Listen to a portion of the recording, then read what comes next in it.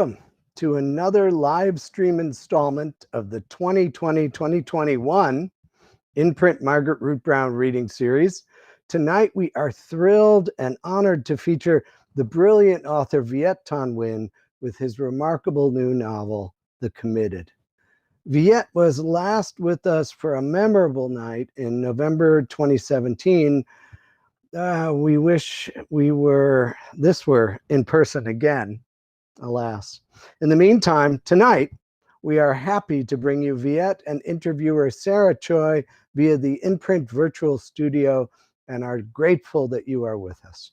My name is Rich Levy. I'm Executive Director of In-Print, and we are in the midst of our 40th anniversary season. Since 1980, the In-Print Brown Reading Series, which we work hard to ensure is inclusive and accessible to all, has presented nearly 400 great writers from 36 countries, including winners of 9 Nobel Prizes, 63 Pulitzer Prizes, 56 National Book Awards, 50 National Book Critics Circle Awards, and 15 Booker Prizes, as well as 19 U.S. Poets Laureate. Thank you for making it possible. After tonight, 2 weeks from now, on April 26th, we continue with Pulitzer Prize-winning poet Jericho Brown, our old friend, an In-Print Fellow and prize winner, who will share his work and converse with poet, UH Creative Writing Program faculty member, and winner of the 2020 National Book Critics Circle Award in Poetry, Francine J. Harris. On May 10th, the series concludes with Pulitzer Prize winner Jhumpa Lahiri with her new novel, Whereabouts, in conversation with Yaa Gyasi, which brings us full circle. Yaa launched the series in September with her new novel, Tickets and Details, at inprinthouston.org. In addition, we present the In-Print Cool Brains series, which features leading middle grade authors and free books for children. The In-Print Book Club discusses books by authors in the In-Print Brown Reading Series. On May 16th on Zoom, the book club will focus on Kazuo Ishiguro's Clara and the Sun, and on June 13th, they will discuss The Committed. In-Print Writers Workshops provide aspiring writers in English and Spanish with the opportunity to sharpen their skills, and In-Print free community workshops across the city serve senior citizens, school teachers, healthcare providers, veterans, the incarcerated, and others, most of which are currently on Zoom. We invite you to learn about all of this, plus our bilingual programs and collaborations, the In-Print online archive of readings where you can watch more than 100 past events for adults and children, the fellowships and prizes we provide to some of the world's top emerging authors at the University of Houston and at Rice University, and more at imprinthouston.org. The InPrint Margaret Root Brown Reading Series is made possible by the Brown Foundation. The series is named for one of its founders, and the National Endowment for the Arts. InPrint also receives generous support from the Jerry C. Deering Family Foundation, Houston Endowment, the City of Houston through the Houston Arts Alliance, and the Texas Commission on the Arts. The way this will work tonight, Viet will read from and talk about his new novel, The Committed, and then we'll join in conversation with writer and InPrint Advisory Board member Sarah Choi. One more thing, please buy your copies of this wonderful novel at brazosbookstore.com, Houston's beloved indie bookseller and our partner in this series since 1980. Brazos is offering a 10% discount on The Committed through Wednesday. The discount code is, of all things, InPrint. We are delighted to welcome Viet Thanh Nguyen back to the InPrint Margaret Root Brown Reading Series with this fabulous new novel, The Committed, the sequel to his Pulitzer Prize-winning debut, The Sympathizer, which sold more than 1 million copies worldwide. If you had any reservation about the continued adventures of our nameless and conflicted narrator, this time in Paris, worry no more. Marlon James calls The Committed a white-hot literary thriller disguised as a searing novel of ideas, an unflinching look at redemption and damnation, an unblinking examination of the dangers of belief and the need to believe, a sequel that goes toe-to-toe with the original and then surpasses it, a masterwork.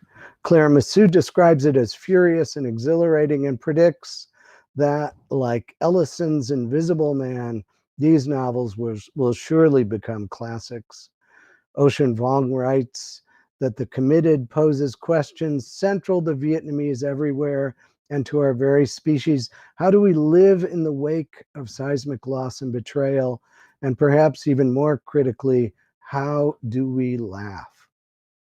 In addition to these two novels, Viet is the author of the story collection, The Refugees, the nonfiction book, Nothing Ever Dies, Vietnam and the Memory of War, a finalist for the National Book Award and the National Book Critics Circle Award, and the children's book, Chicken of the Sea, written with his son, Ellison. He is also editor of the anthology, The Displaced, Refugee Writers and Refugee Lives.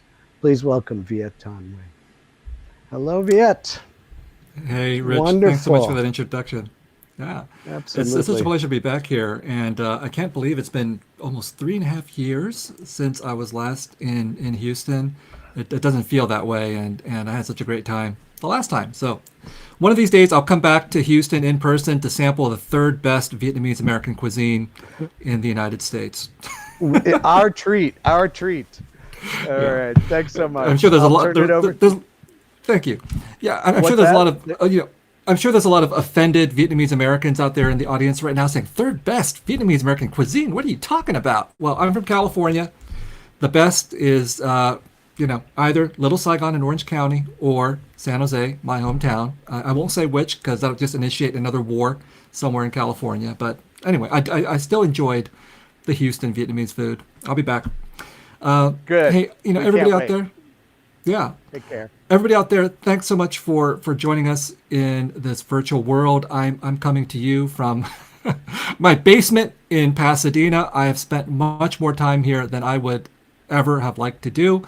But I'm here tonight to talk to you about the sequel to The Sympathizer. For those of you who haven't read The Sympathizer, I don't know why not. But don't worry, you don't need to. The Committed stands alone. It's been written very deliberately so that you can just jump right in, and there's enough references to what happened previously so you can make sure you'll be sure of understanding what's happening. But I'm going to give you a very brief summary anyway of The Sympathizer. It's a story of a man of two minds and two faces, as he tells us right away. He's able to see any issue from both sides. And the action takes place in April of 1975 in Saigon as it's about to fall or be liberated, depending on your point of view, and is tasked with a mission. He's a communist spy. He has to flee with the remnants of the South Vietnamese army to the United States and spy on their efforts to take their country back. And so all kinds of hilarity and drama ensues. And the novel is written as a tragic comedy. Now, the tragedy part comes from the philosopher Hegel, who says that tragedy is not the conflict between right versus right, but the conflict between right. I'm sorry, not the conflict between right versus right, but the right versus wrong, but the conflict between right versus right. And that's what we see in this novel about the war. Like, everybody believes they're doing the right thing, and all kinds of terrible things happen as a result. But it's also a comedy, and I do my best in The Sympathizer and The Committed to make sure we have some laughs, because one of the ways by which we can criticize the powerful is to look at their hypocrisies and their stupidities and the absurdities. And sometimes, we just have to have fun at the strangest and weirdest things. So in The Sympathizer, there's an infamous episode where our narrator loses his virginity to a squid. And apparently 1% of readers, according to Amazon.com and Goodreads, refuse to read beyond this book. But I know you will be able to deal with squid sex, because that is literature, all right? It comes directly out of a reference to Philip Roth's Portnoy's Complaint. So I'm not even making this kind of stuff up. Greater minds than me have gone into this territory before. So with The Sympathizer, I did set out to offend everybody, and judging from my hate mail, I did succeed. And so with The Committed, I was faced with a new challenge. Who else was there left to offend? And the answer, obviously, was the French. So our narrator is part French and part Vietnamese, and so in The Committed, he gets to go to Paris, which gives me the opportunity to go to Paris as well. So he gets to go to Paris to confront the land of his father and to confront French Revolution. This is in 1982. And I wanted to write a sequel because at the end of the Sympathizer, we have a revolutionary, this communist spy, who's been disabused of the communist revolution.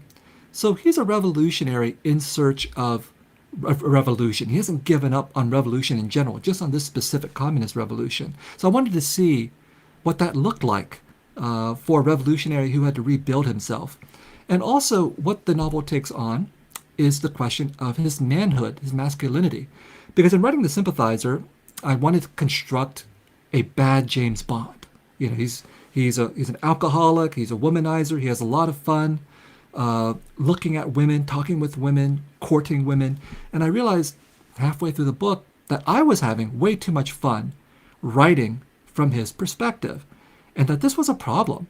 And by the end of The Sympathizer, we see how much of a problem this kind of masculinity is. I'm not going to give away what happens at the end of The Sympathizer, but I felt that at the end of The Sympathizer, I needed to also figure out what to do with a man who was questioning his manhood. So The Committed takes place in Paris, and it is about both revolution and masculinity. And of course, these two things overlap all the time. So the French, I think, safe to say, love The Sympathizer. They gave it a couple of book prizes, but they do have a love-hate relationship with the United States.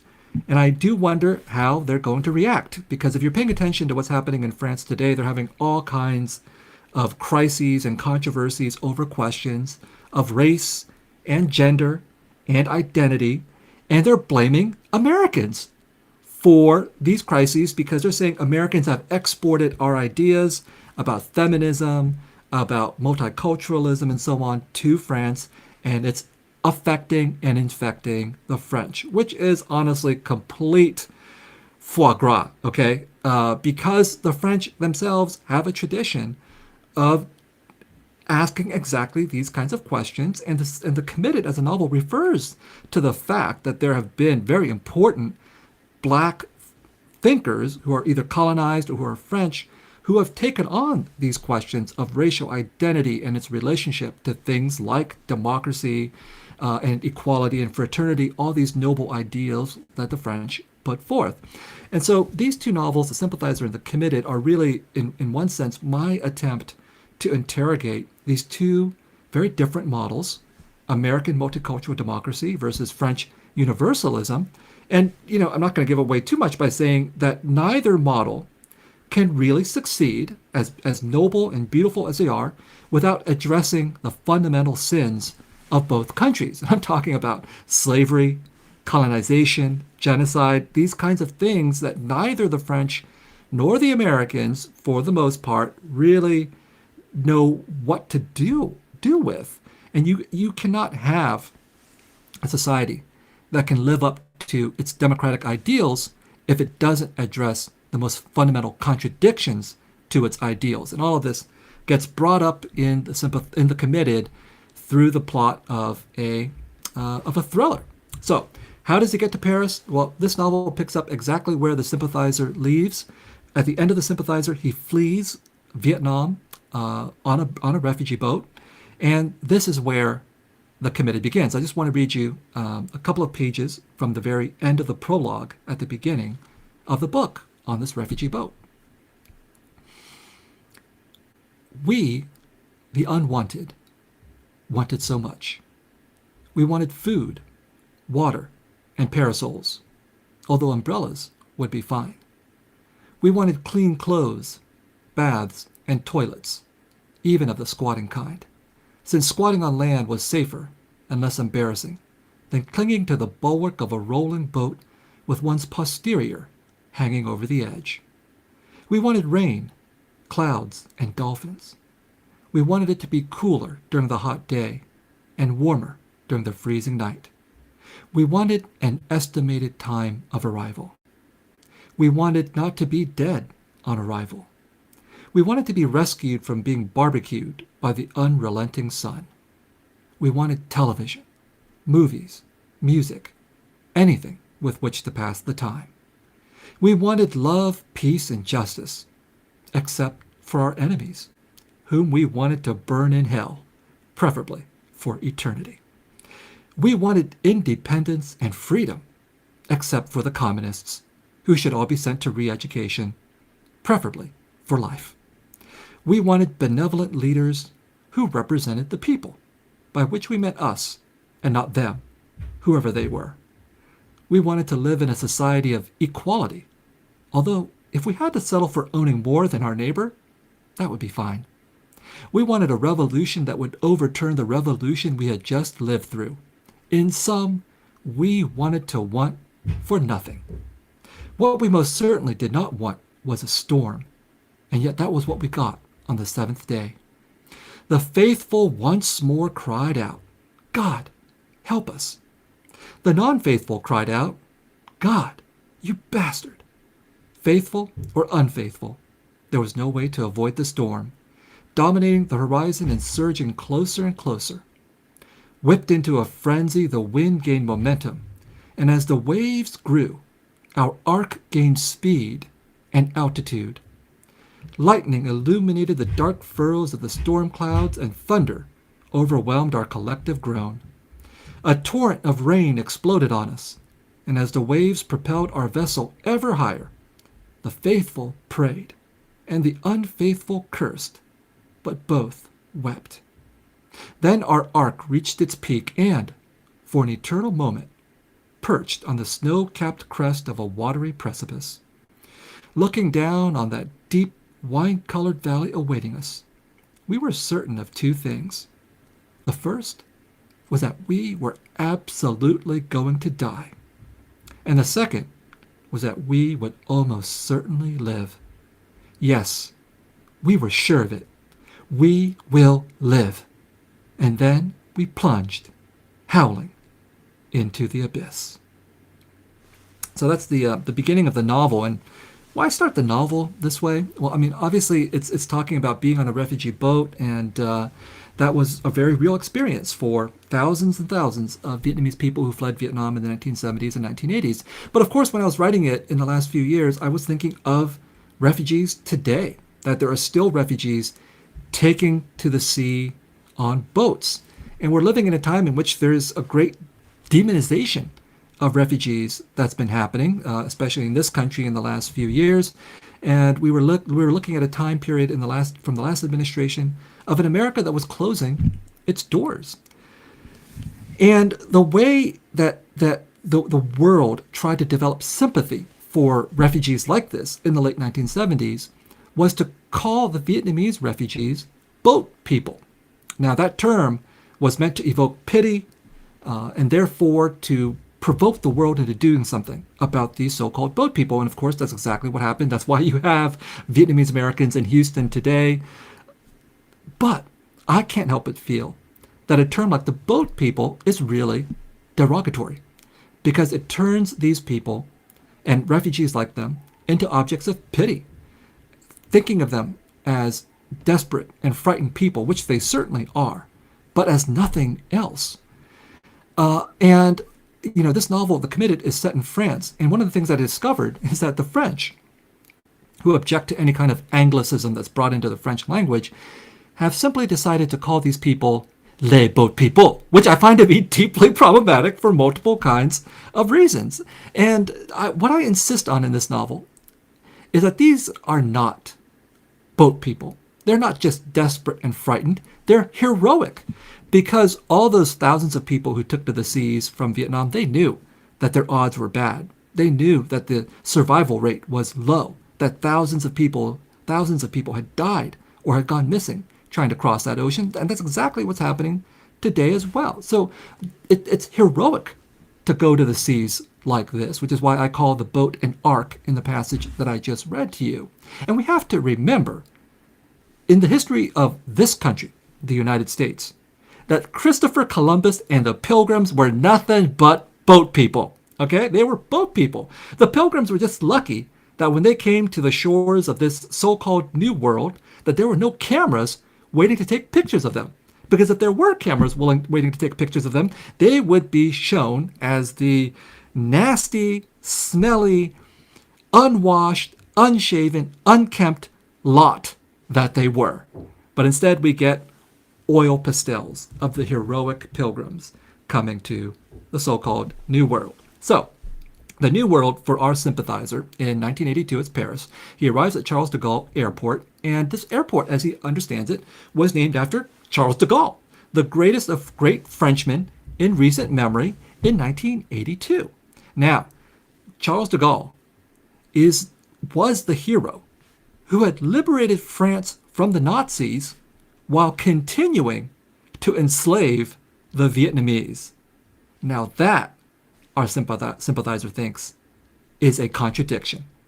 And contradiction is the perpetual body odor of humanity. No one is spared, not even the Americans or the Vietnamese, who bathe daily, or the French, who bathe less than daily. No matter what our nationality is, we've all become accustomed to the aroma of our own contradictions. And that's the spirit of the novel. It's visceral, hopefully playful, critical, hopefully funny as well.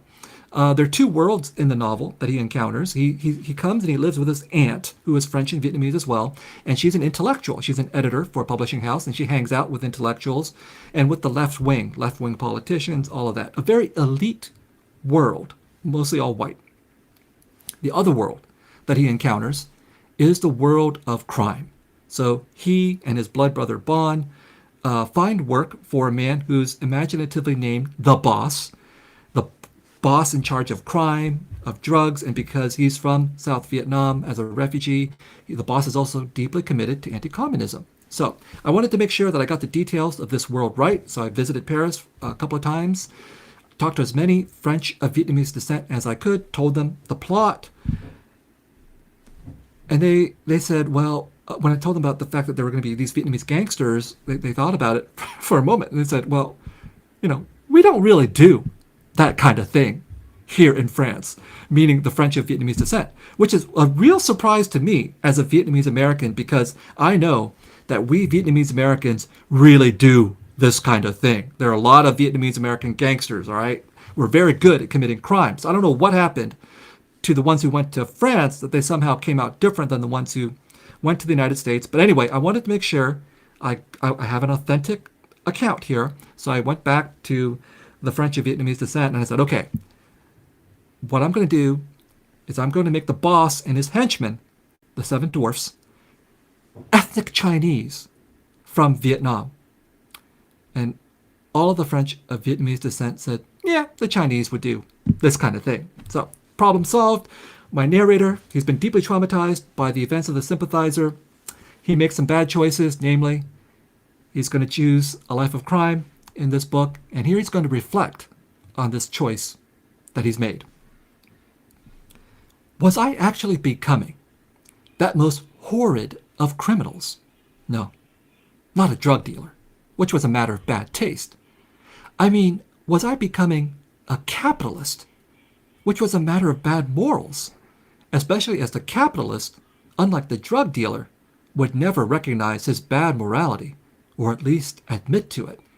A drug dealer was just a petty criminal who targeted individuals, and while he may or may not be ashamed of it, he usually recognized the illegality of his trade.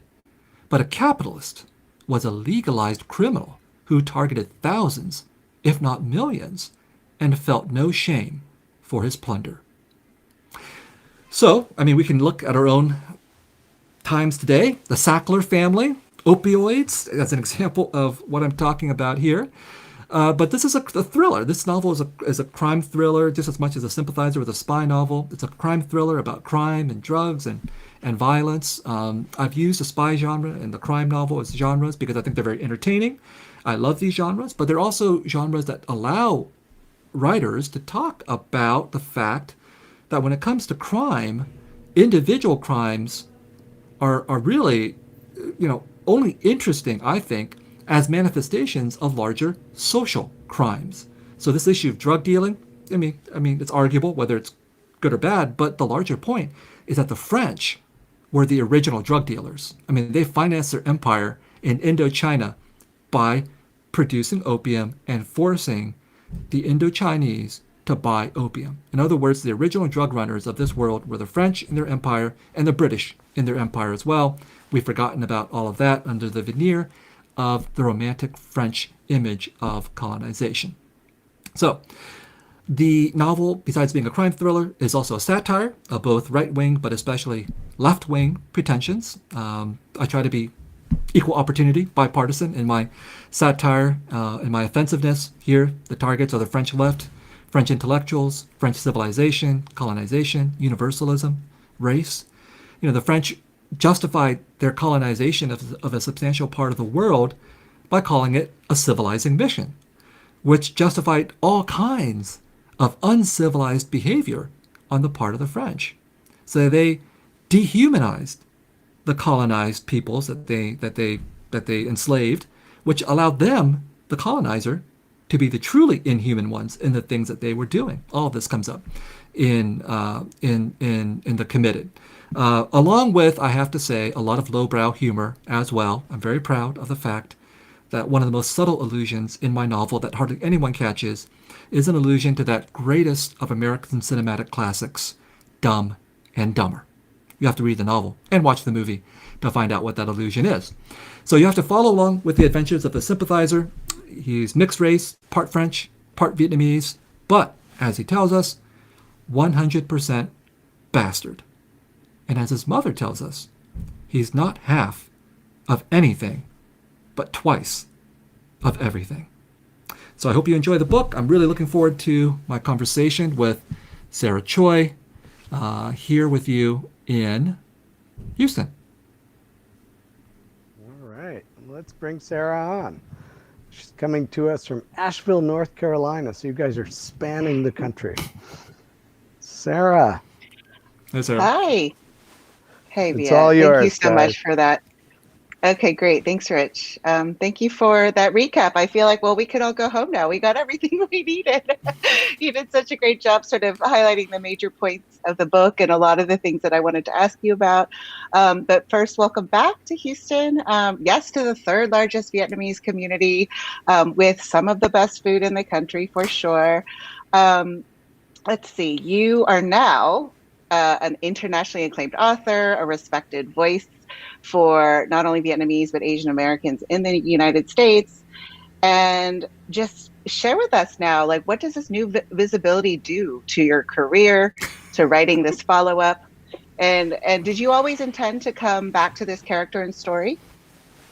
Oh yeah, no, I didn't intend to. I mean, when I wrote The Sympathizer, it was supposed to be a one-off kind of a novel. But when I reached the end of the book, my agent asked me, "What are you going to do next?" And so writing a sequel seemed like the easiest thing, honestly. But you know, it was a spy novel, and in the world of spy novels or crime novels, sequels, trilogies, series are all permitted. So it seemed perfectly fine to do it. And then I gave the reasons why, from a literary point of view, I wanted to continue his adventures and investigate revolution and masculinity. But to the first part of your question about, the increased visibility that has come to me, for better and for worse, in the last few years, I think things have changed since 2017. After the Pulitzer Prize, I didn't do anything differently. I mean, I've always been, honestly, a deeply opinionated person, described in my younger years as a smartass. Okay, too smart for his own good. These are some of the terms that people applied to me.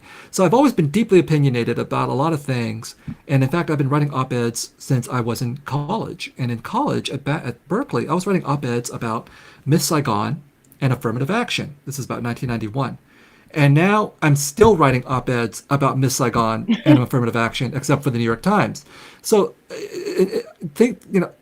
times haven't changed that much. I haven't changed that much. It's simply that the success of the novel, The Sympathizer, did give me more visibility, and I took advantage of it because one of the illusions of the title for The Committed is an allusion to the committed writer.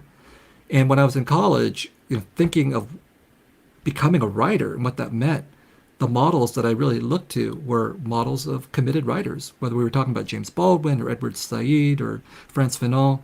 I felt like the kind of writing I was interested in would both be writing that was aesthetically beautiful, but also politically committed as well. And this would translate into the nonfiction side of things, the engagement with things that are actually happening right now in the world. So The Committed is set in 1982. I don't think times have changed that much since 1982, and a lot of the politics in the novel I think are still really relevant. But people want to hear about what's happening now.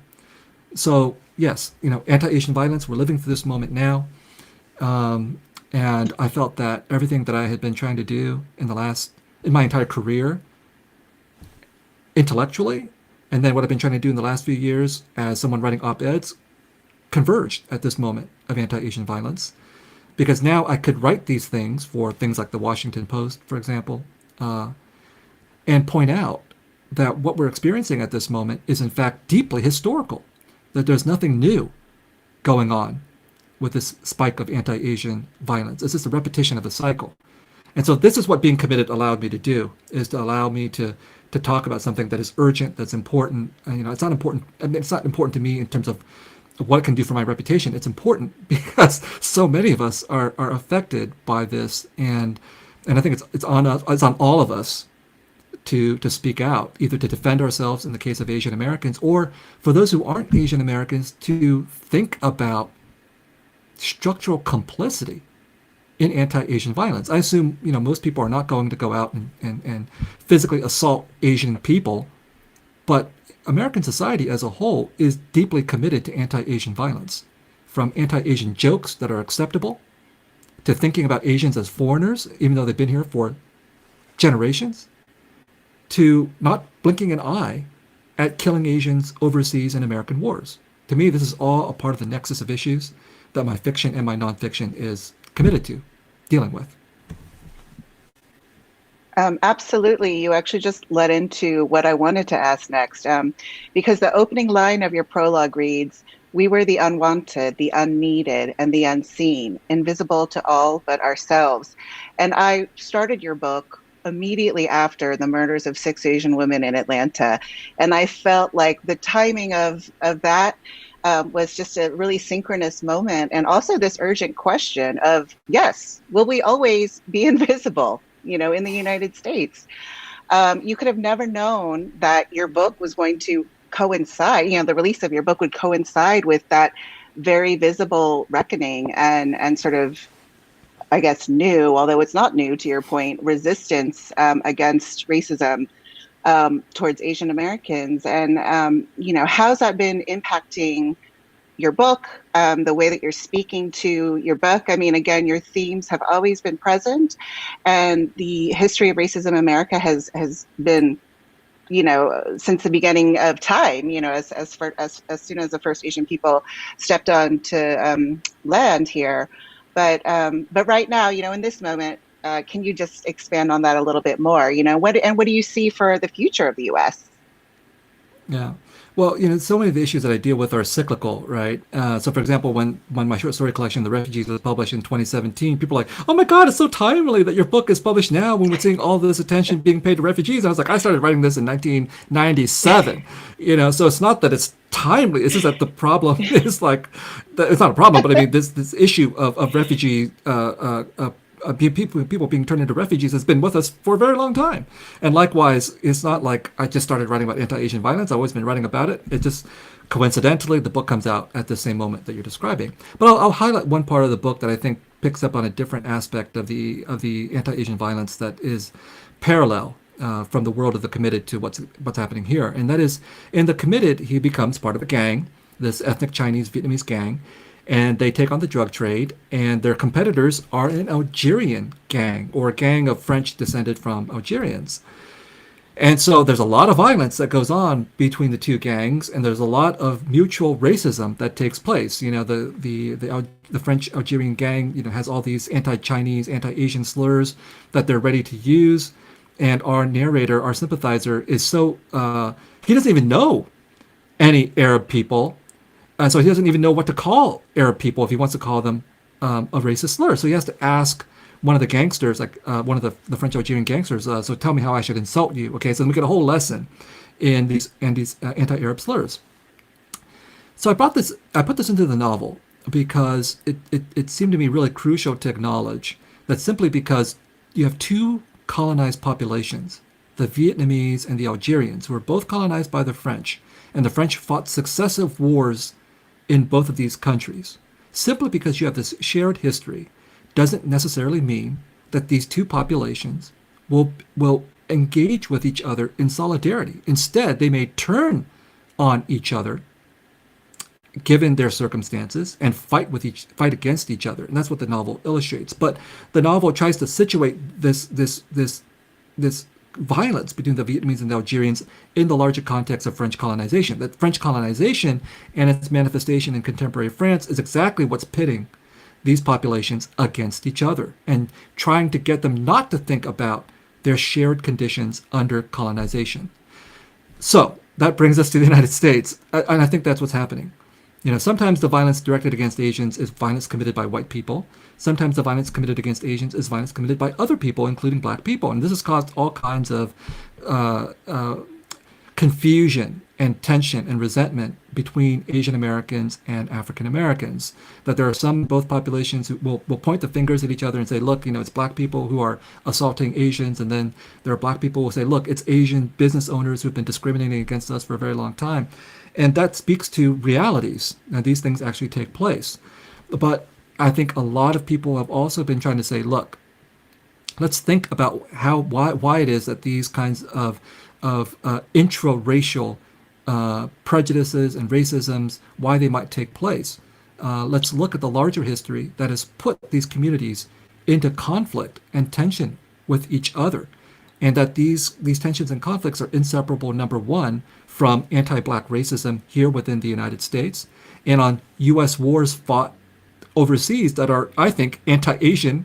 When you're fighting a war in Korea or Japan or Vietnam or Cambodia, and you're killing hundreds of thousands of Asian people and you're using racist discourse, that's an anti-Asian act of violence. So many people flee from those countries to come here to the United States, ironically, and oftentimes they end up living next to other populations of color, unprepared for how to deal with these racial relationships, and primed to become American in one of the most American ways possible, which is to engage in anti-black racism. That's how immigrants and refugees, one of the ways that they can become Americans. So I see an exact parallel between what I describe in Paris and what's happening today in the United States. And the challenge for us is to look beyond the immediate acts of violence. I mean, they're important to deal with, but also to look beyond them, to have a historical sense of why they're happening, And that will give us a historical sense of how we can deal with them through solidarity and through alliances.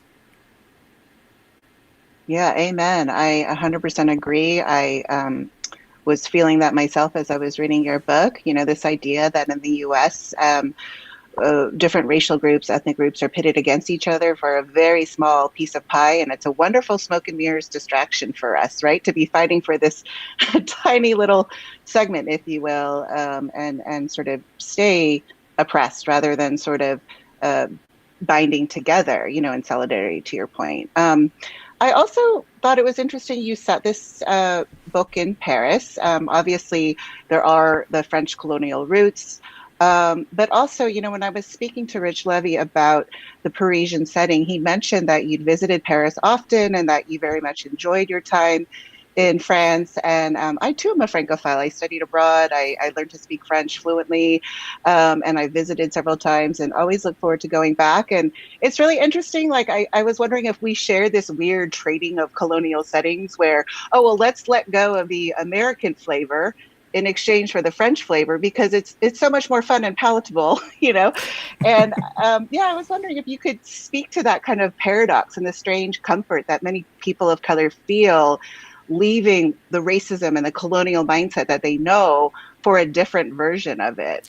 And you know, Rich and I were talking about the many jazz musicians who went to Paris in the 1920s and 30s, you know, after the war, and sort of created this new expat world for greater opportunity. Yeah, and that is referenced in the novel. So near the end of the novel, there's a whole party. I'll call it a party. Won't go into more detail than that. There's a party, and part of the chicness of the party is signaled by the fact that there's a black jazz band there, and they're African Americans. You know, it's like the most authentic version of the jazz band that you can get in Paris. And when I was there in Paris, I certainly saw that fetishization of jazz music. You know, that the French are really into American jazz. And of course, there's a long history of the French fetishizing American pop culture, and especially Black American pop culture there in France. And so there are four African American jazz musicians playing. Our sympathizer goes up to them, you know, and he's very Americanized as well, as you know from the sympathizer. And he starts a conversation with them, talking about jazz and all that. And then he says something to them in French. And they say to him, don't talk to us in French. Don't make us speak in French. It's not that we can't speak in French. We can speak in French. But if we speak in French, the French people will think we're Africans, not African Americans, and then they'll treat us like shit. Okay, that's what's said in the Yeah. novel.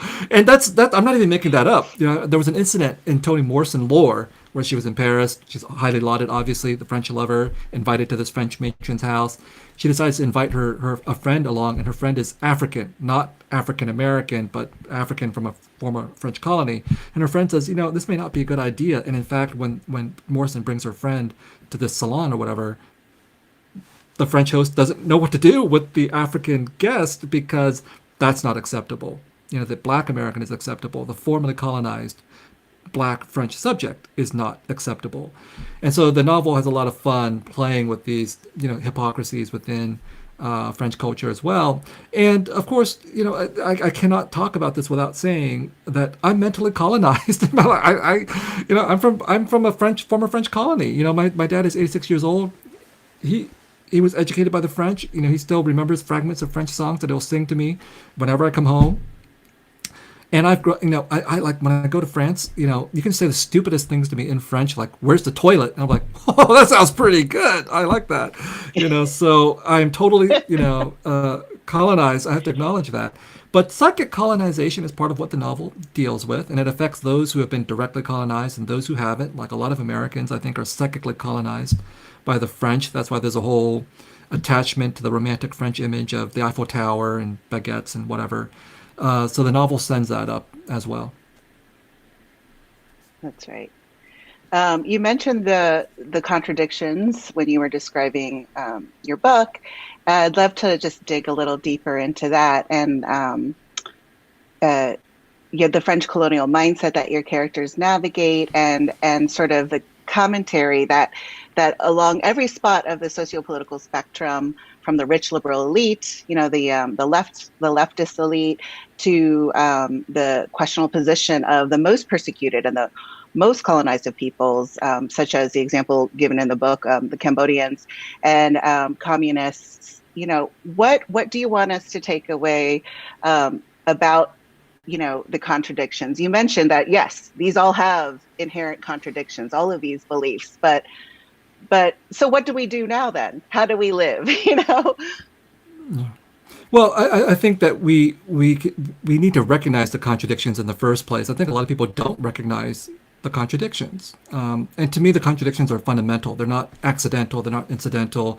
It's not as if we can ignore the contradictions and then hope to somehow move forward. Okay, so around the question of race and colonialism, for example, and this includes both the French and the Americans, unless you recognize that your society is actually built on colonization and its profits, which are now fully incorporated into the everyday structure of your society, and that those who are descended from the colonizers benefit from that power and that profit. Unless you recognize that, you actually are not going to be able to solve things like inequality, racial inequality, or the so-called problem of assimilation or anything like that. If you think that those issues are somehow separate from colonization, or if you don't even believe that you benefited from colonization, then your society's not going anywhere, which is why the French are spinning their wheels, I think, when it comes to the question of, what to do with Muslims and all of that. Some of the French are treating this purely as a sort of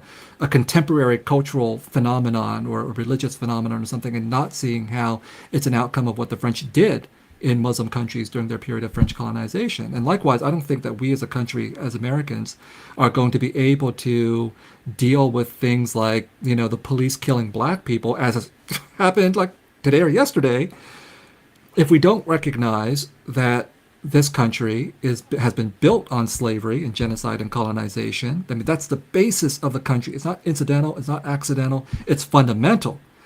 And things like the police killing black people is directly descended from this kind of history. And so is anti-Asian violence. They're descended from the same set of contradictions that brought black people to this country as enslaved labor, and which brought Asian immigrants to this country as basically almost indentured labor.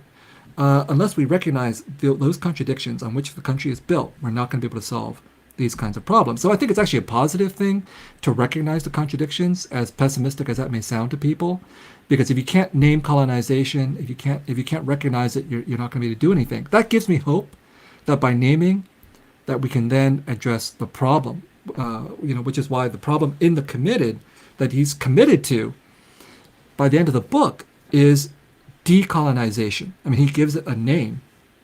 The book ends on what I think, one note on which the book ends is a hopeful note, because he can see a better world and what it takes to get there. That doesn't mean it's going to be easy to get there, but he can name the problem, he can identify the road to get there. So, speaking of all of the injustices of colonization, there's so much trauma that comes from war, colonization.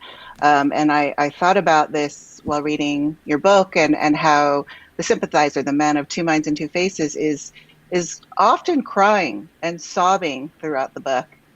And I was just wondering if you could share a bit more about this leitmotif, and this sort of PTSD on probably many levels that he's suffering from. Yeah. Well, I mean, I've thought a lot about PTSD. I mean, there's a lot of discourse about PTSD when it comes to the war in Vietnam and its effect on Americans. PTSD as a diagnosis came up after the Vietnam War, to name specifically what American veterans were experiencing. And of course, I grew up in a Vietnamese refugee community where no one ever said PTSD. It's like, oh, well, there's a diagnosis. I mean, there's mental health treatment. No, that was never an issue. Like, no, Uncle is just kind of screwed up. That's why he's doing what he's doing.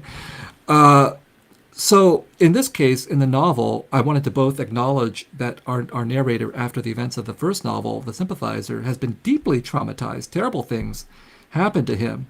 But he's not going to be moving in an environment where people are going to go around saying, oh, yeah, you got PTSD.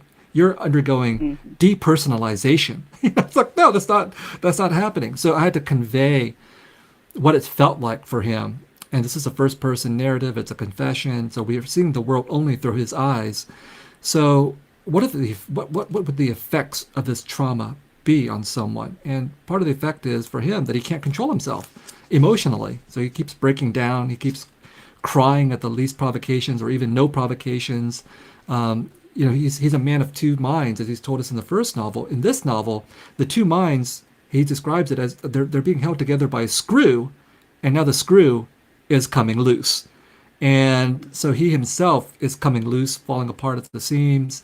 And we also see this through the playfulness, hopefully, of the language, that there are shifts that take place from first person to second person to first person plural and so on, and that there's a lot of fun that I'm having with the language to try to convey what he's feeling emotionally.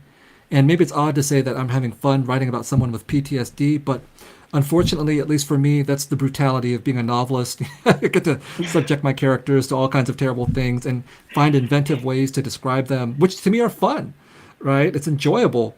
And so there's that weird tension in the novel between when we're seeing some terrible things happening, the tension between the terribleness of those things and hopefully the fun that's happening at the level of the narrative and the language. Yeah, and I couldn't help but connect this trauma outside of your character to things I've witnessed and seen related to just general old immigrant life, meaning a reliance on vices like drugs and whiskey in particular, a major offering in your book. At every moment they're drinking whiskey, and it's not just because of the taste, it's a way to cope.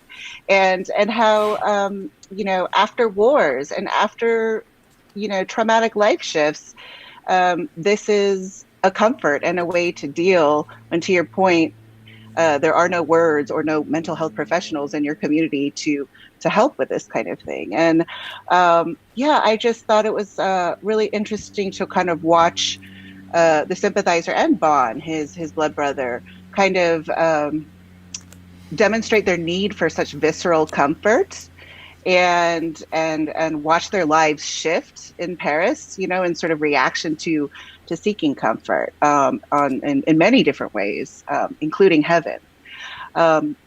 So let's switch gears back to the Algerians, because I loved how you kind of used this rival drug gang or drug group to unveil truths, about colonization, and for the sympathizer to kind of understand better himself, what does it mean to be a person of color or a colonized person in Paris, and how does this tension help him make sense of the world? You spoke to it earlier, so you've kind of already in some ways answered that question, but do you have anything more to add, specifically related to the violence between the two? Well, I mean, the first thing is that I think we always have to consider ourselves, whatever our community happens to be, in a relational context. And it's not as if we exist alone in American society or French society if we happen to be Vietnamese or Asian or whatever origin. It's relational who we are. And it's intersectional who we are, which is why the novel is not only about race, it's also about sex and gender as well. But just to go back to the question of race or ethnicity or origins, the French and Vietnamese descent that I talked to in Paris, they pretty much all said, "Hey, we have it pretty good here." It's like the French like us, we're good neighbors, we're good students, we're good romantic partners, all that kind of thing. And I only found one French and Vietnamese descent who objected to this. Everyone else said it's good. None of them said maybe the French like us, not simply because of who we are and what we do, but because of who we aren't. We're not black, we're not Arab, we're not Muslim. And that to my mind, that accounts for a lot, that relational difference between being an acceptable minority and an unacceptable minority. And, Asian Americans here in this country benefit from that as well. So much so that maybe for a certain portion of Asian Americans in the last couple of decades, they felt, yeah, we're here, we're good. Everybody likes us here. And so the moment of anti-Asian violence is very shocking for a lot of people. So that, I wanted to, introduce the violence into the novel, partly because it's a crime novel. What's a crime novel without violence? What's a drug? And, they're gangsters. That's their business, is to commit crimes and to hurt each other and hurt themselves as as the sympathizer says. Um, but the violence between groups, minority groups, however you choose to define them, is, I think, sort of part of the reality of the French and the American societies that I've read about, that I've witnessed. Not everybody's going to come out of the experience of racial marginalization or colonization as someone who is going to be a revolutionary, who has some kind of intuitive understanding of racial camaraderie with another population. I mean, I think the more typical response is actually, unfortunately, going to be a negative one of, as you mentioned earlier, competing vigorously, sometimes violently, for the scraps from the master's table. And so nothing new here in what we see in the Parisian situation. Yes, that's right. And I thought a lot about how this so-called model minority myth in the United States is certainly inspiring a lot of the anti-Asian violence we're seeing today. The threat of the so-called success, if you will, of many Asian, model minority. And I know that this myth kind of sits in opposition to your desire to make refugees more visible in our country and the stories of refugees. And I also think that this, model minority myth dismisses the hard truths about pursuing the immigrant dream, and that it may look great from the outside to be called something like a model minority, but it's a difficult endeavor. And especially when you are on this road and you start to understand, oh, wait a minute, this dream was never actually meant to be realized in the United States. This was actually never meant for us. It was a carrot to be dangled to then further oppress other ethnic minority groups in the United States. And it's made very clear in our laws and history and policies. So, I just was hoping you could speak more to this, given sort of what everyone is sort of thinking and talking about nationally. And yes, it's an old story, but entertain us for a little bit and share why this myth is so limiting and damaging, not just to us as Asian Americans, but to other groups, and just sort of, how we should be shifting or reframing this black-white dichotomy that we have in the U.S. Well, I think of the model minorities being like the teacher's pet.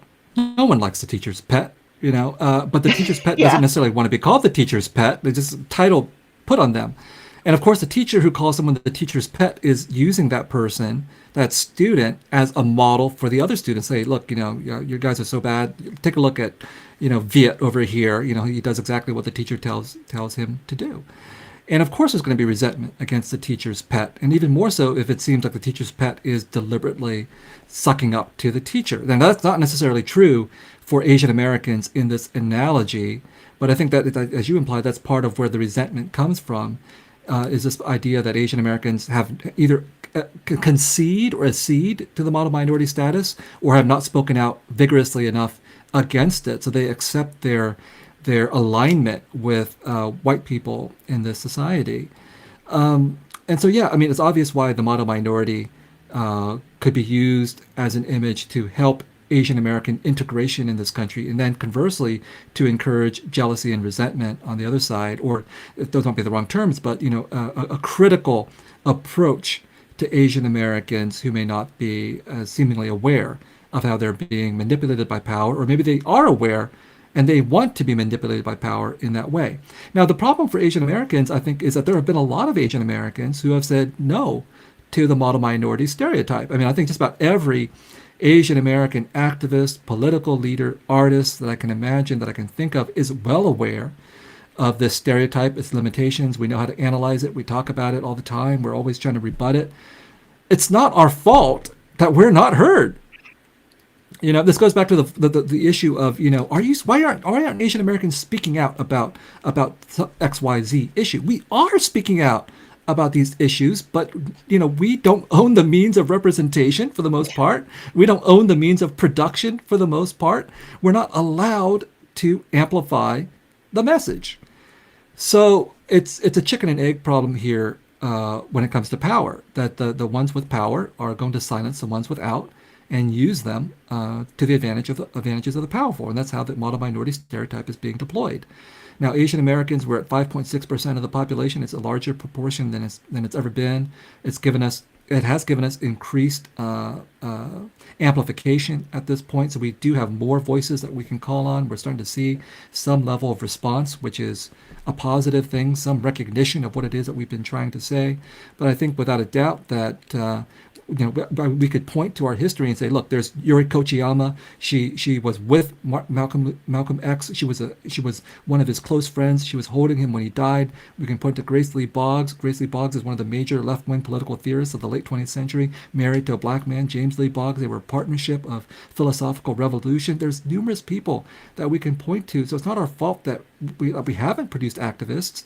It's, again, as a relatively small part of the American population, our voices have been ignored, right? So we need to keep on doing what we're doing, but other people have to be aware of the structural silencing of Asian Americans as well. Now, the problem with one of the other problems of the model minority stereotype, as you pointed out, is that it obscures so much of what actually takes place in American society. So it obscures the fact that there's vast differences in wealth between Asian American populations. People focus on crazy rich Asians as if these are what all Asians look like. Or here in Houston, the House of Ho. Well, yeah, all the Vietnamese Americans are like the House of Ho, Spiritually, we are. Maybe we're not all as wealthy, but I would say that a lot of Vietnamese Americans are spiritually like the House of Ho, okay? But that obscures the fact that the Vietnamese were brought here as refugees, and so were the Hmong from Laos. The poverty rate for the Hmong population in the United States is about 25%, which is very close to the Black American poverty rate in this country. In other words, economically speaking, the Hmong are closer to African Americans than they are to the House of Ho.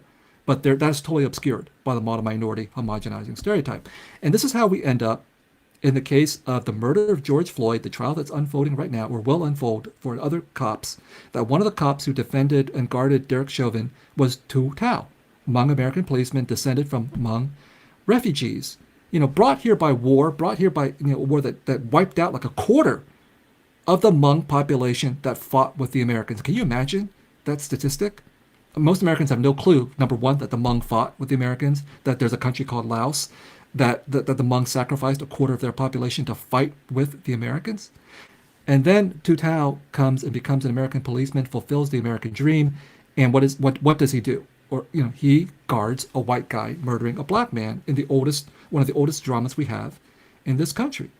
And so, it's not to absolve Tu Tao of what he did. He needs to be responsible for what he did. We have to understand structurally how these things happen and how it is that the model minority stereotype obscures the very complex ways in which Asian Americans are put in this complicated political landscape.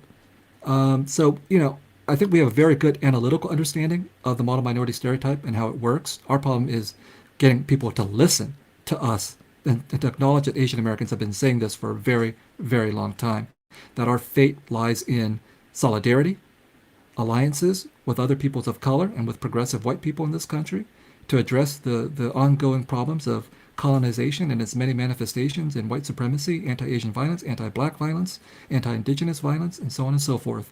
That's our task. We know what we have to do, and we just have to keep on saying it and keep on following up. Thank you so much, Viet. I truly feel at home listening to you speak, and I feel so much less alone, and I know a lot of people watching tonight feel the same. Thank you so much. Well, Thanks thank so you much, sir. both.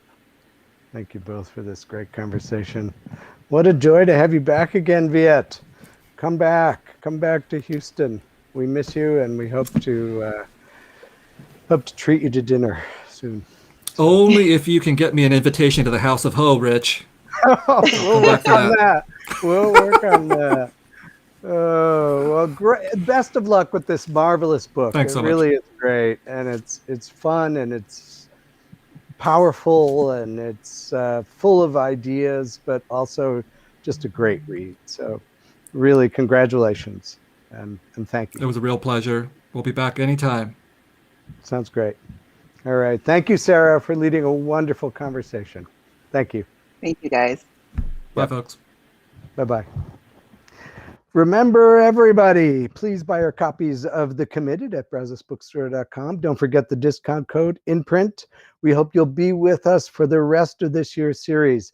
Stay tuned for further info at inprinthouston.org, where you can join the InPrint email list, follow us on Facebook, Twitter, Instagram.